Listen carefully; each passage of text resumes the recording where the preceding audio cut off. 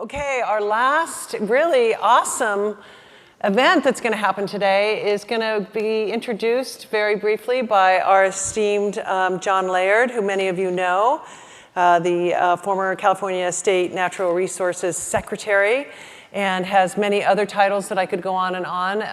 Mayor of Santa Cruz, Assembly member, I'm forgetting 10 things, but a wonderful asset for our region, and he's going to introduce our last speaker. Thank you, Kay. Great, hopefully this.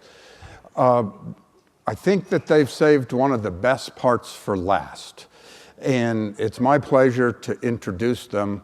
Too often in the Monterey Bay, we have jewels here and we forget that they are well known nationally or internationally outside the area. And that is true of our next guests, Frans Lanting and Chris Eckstrom, who are business and personal partners. Now, Frans, it was said by the BBC that he set the standard for a generation for wildlife photographers.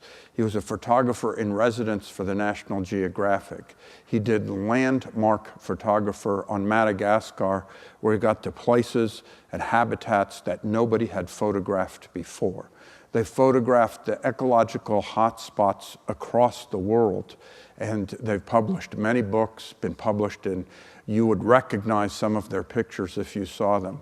And the great thing is that they take this work and they translate it to advocacy for conservation, so that they try to work with the public, stakeholders, to preserve the very places that they're photographing. So please welcome to the stage Frans Lanting and Chris Eckstrom.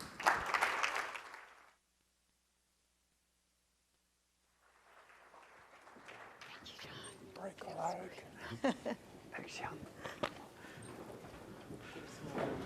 Put it just here. All right.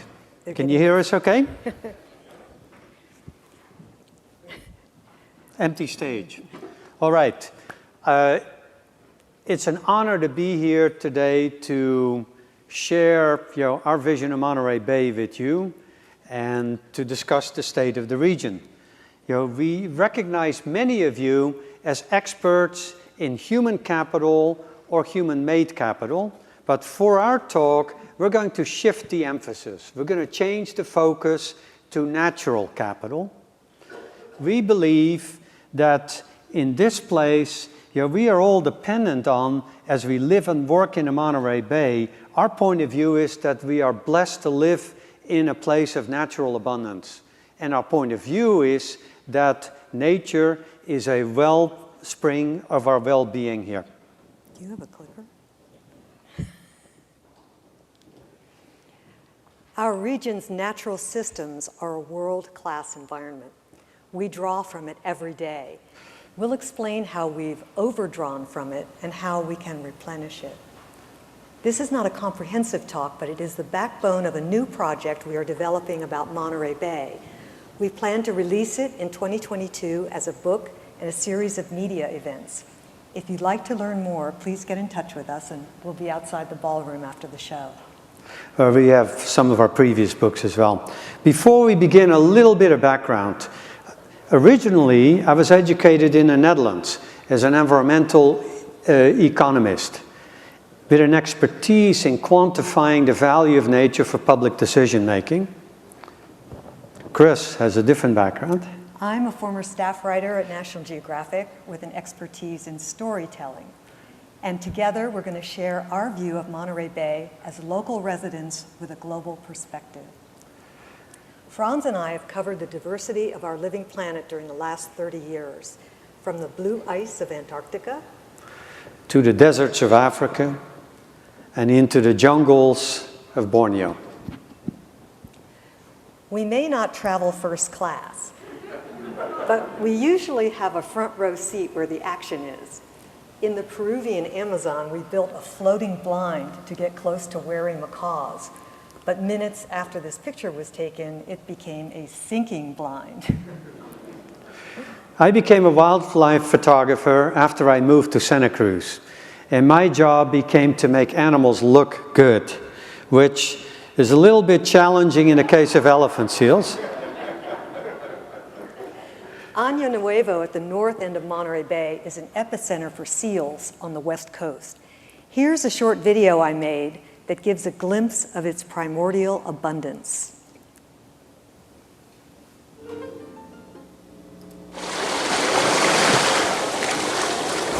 our way to Año Nuevo Island.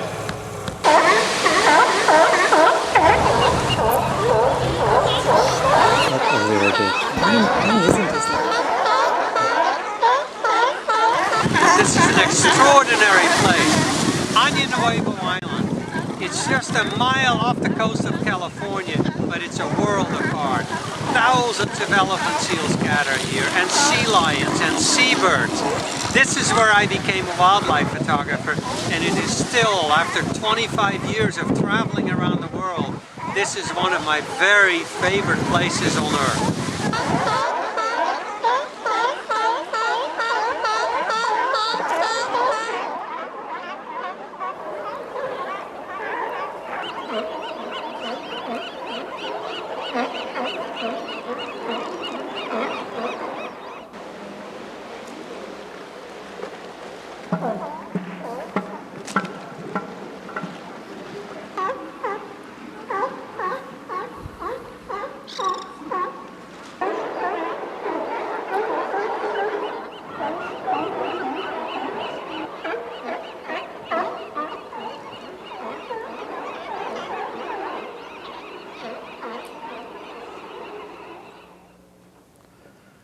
Quite astonishing, that concentration of life there.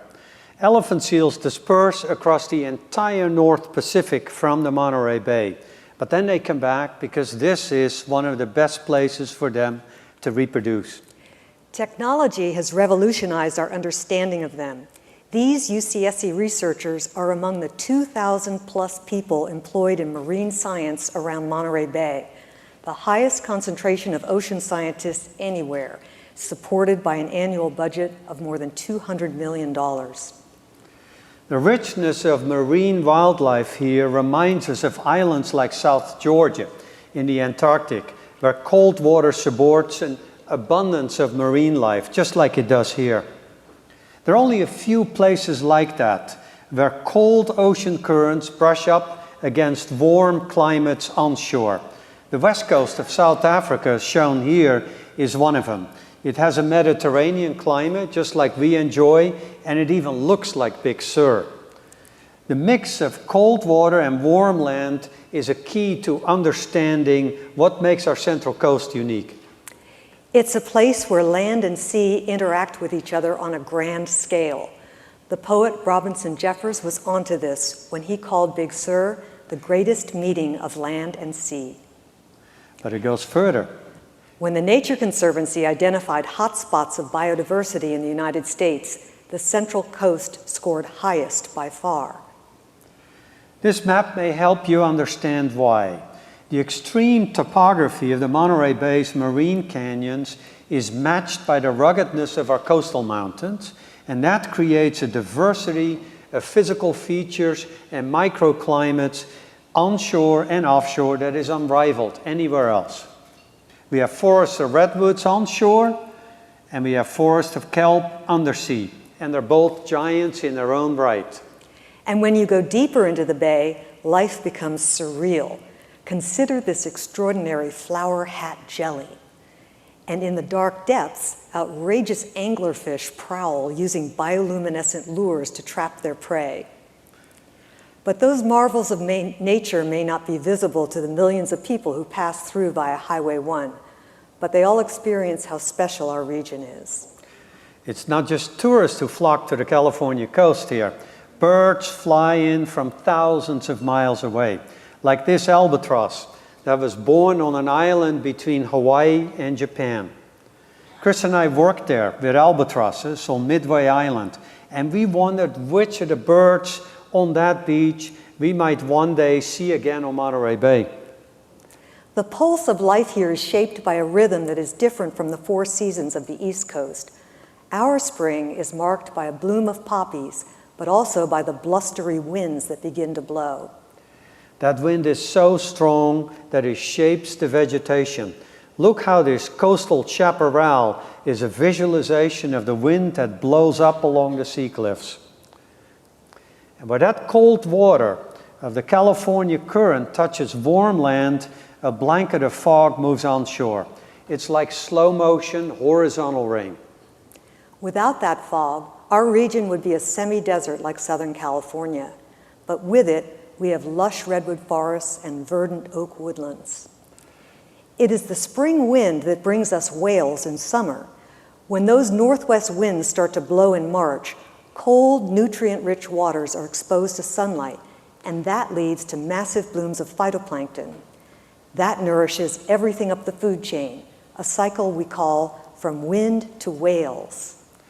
And then autumn. It's marked here by monarch butterflies fluttering in from all over the American West. They overwinter here because it doesn't get too cold.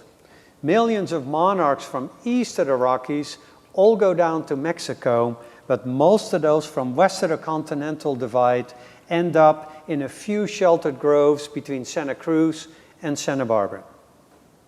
Autumn is also a time of blazing sunsets, but it is also a time when blazes of another kind can erupt.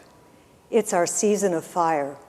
Fire is endemic to our Mediterranean cycle of life, but because of climate change, it is taking on a frightening new dimension. Winter is our season of renewal. It brings rain, beautiful rain. We're lucky to get some snow once in a while in the higher elevations, but trees like these madrones may never lose their leaves at all. The hallmark of our winters are the storms that blow in from the Pacific. They can trigger monster waves, which only the bravest of our surfers dare to ride. It looks just like the wave that was painted by Albert Bierstadt for a famous painting made in the 1860s. He was among the first artists to express the primeval grandeur of the California coast. Before the gold rush, but the gold rush changed everything. During the second half of the 19th century, the Santa Cruz Mountains were stripped bare of trees.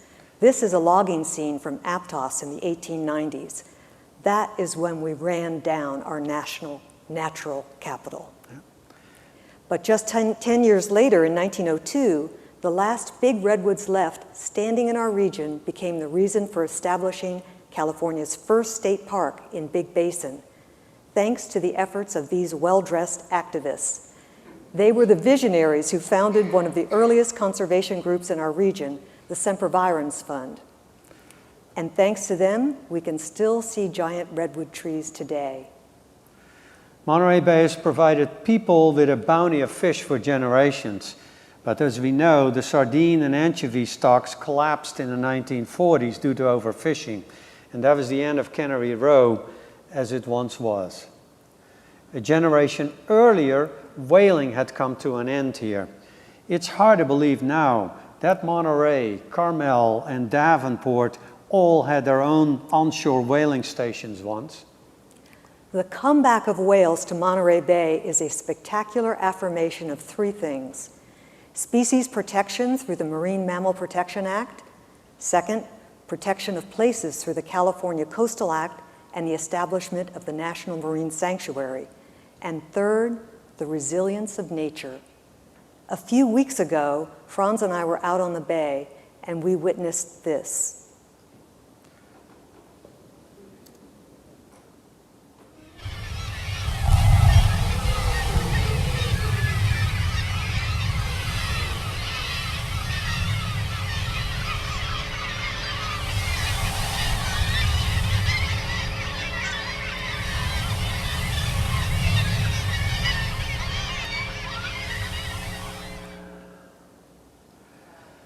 Those whales certainly affirm that nature is a wellspring for their well-being, I would say. Our most important wetland is Elkhorn Slough, just 20 minutes north of here. You can see how much human activity is crammed in there. A power plant, a commercial harbor, salt ponds, farms, and more. But it could have become much worse because a big tanker port was once proposed for Moss Landing. Instead, we've made major investments in the health of Elkhorn Slough and our other wetlands in the last few decades, and that has benefited fishermen along with sea lions by the hundreds, and harbor seals. And the biggest concentration of sea otters on the California coast occurs right here. The appreciation of urban wetlands like nearby Watsonville Slough and Struve Sloughs is just gaining momentum. And the trails that now line those sloughs are a great local asset. One of the Santa Cruz Land Trust projects is to connect them with the main rail trail that is being planned to run all the way from Davenport to from Pajaro all the way up to Davenport. The fact that we have mountain lions in our midst is testimony to the health of our forest land. They've bounced back big time. And this map, if you can see it, shows the territories of mountain lions around Monterey Bay. Researchers from UCSC estimate that we may have up to 70 of them, or perhaps even more. But they have trouble navigating our human infrastructure, and Highway 17 is a major obstacle. Every year, several get killed.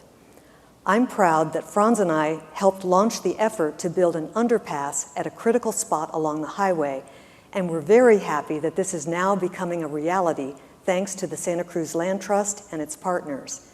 And a special thanks to John Laird for pushing that through while he was in office.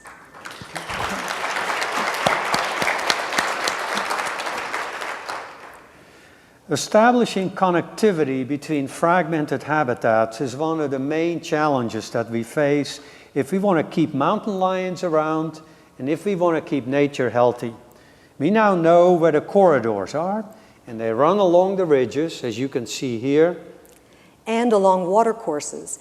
This aerial view of the Pajaro River shows how much it is hemmed in by farmland, and yet it is still an essential ribbon of nature. Our coastal creeks are precious. They're arteries in our ecosystems onshore, and they're vital corridors connecting land and sea. But we're vulnerable. Slight changes in weather patterns can have big impacts in a Mediterranean system like ours. For our water supply, we are essentially dependent on only half a dozen big winter storms to replenish our reserves. Think of that, half a dozen storms. How valuable is each of those if you would have to quantify their value? And it's a scary prospect in an era of climate change because we're going to face more droughts. And that will have big consequences for farmers too. It takes a geologist like UCSC's Gary Griggs to get a deeper appreciation for how our coast is changing even in our own time. He's holding a photo here from the 1980s at a local beach, and that natural arch collapsed just a few years later. Another coastal geologist is predicting that due to coastal erosion accelerated by sea level rise, perhaps only 2 beaches may be left in Santa Cruz County by the end of this century. And what will that do to our tourist economy? In the last 30 years, we've seen a remarkable expansion of protected areas around Monterey Bay. Wilder and Gray Whale Ranch became state parks. Coast Dairies has become a national monument, just like Fort Ord. But our coastal parks are showing the impacts of too many visitors and not enough care. They are beginning to suffer from over-tourism. Therefore, we are pleased to hear that local tourism officials are beginning to consider how destination marketing can evolve into destination management. These are some scenes that we shouldn't see in a place that we've elevated to state park status. Here's the big picture. The Monterey Bay has become the big backyard for a large urban population. We've made major investments in protected areas, and we have one of the world's most famous scenic highways running right along our coast. There are 8 million people living within 2 hours of Monterey Bay. State park properties alone receive more than 8 million visitors. Another 400,000 visit Fort Ord, managed by BLM. And if you add another million to places that aren't monitored, you end up with roughly 9 million visitors. Yet we can count the number of people we employ to be the boots on the ground in those protected areas on the fingers of only 2 hands. We did the research and it was vetted. Only 10 ranger-type professionals as visitor-facing employees of state parks, BLM, NOAA, and other regional entities. That is far from ideal if we care about our natural assets. We would like to make a plea for an increase in the capacity of entities responsible for stewardship. We would love to see another 20 rangers or more. And if the thank you. Thank you. Yeah. And if the funding can be found to beef that out to 50, perhaps they can help make a start with training a corps of volunteers, just like the Monterey Bay Aquarium and other destinations have done successfully. We think that this can be part of a new strategy to protect the investments we've made in our natural capital, and that it will enable us to draw from it in a more responsible manner. We have a lot to be thankful for when we consider how far we've come with safeguarding nature in our region. But the growing pressures of population, visitors, and the new environmental stresses imposed on us by climate change require us to embrace new challenges. But we're confident that we can do this. There's a lot of leadership here, and if we bring together human and natural capital for the sake of making both thrive. Thank you.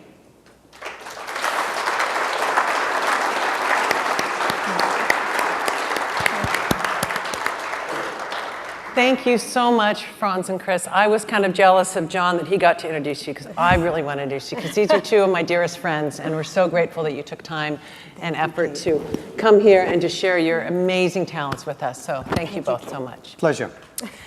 Great. So there's more information there on how you can stay in touch with them. We have that up on the screen, and they would love to hear from you. There's workshops that you do here locally, as well as supporting the beautiful work that they do. So thank you again. Thank you. Pleasure. Okay. Yeah.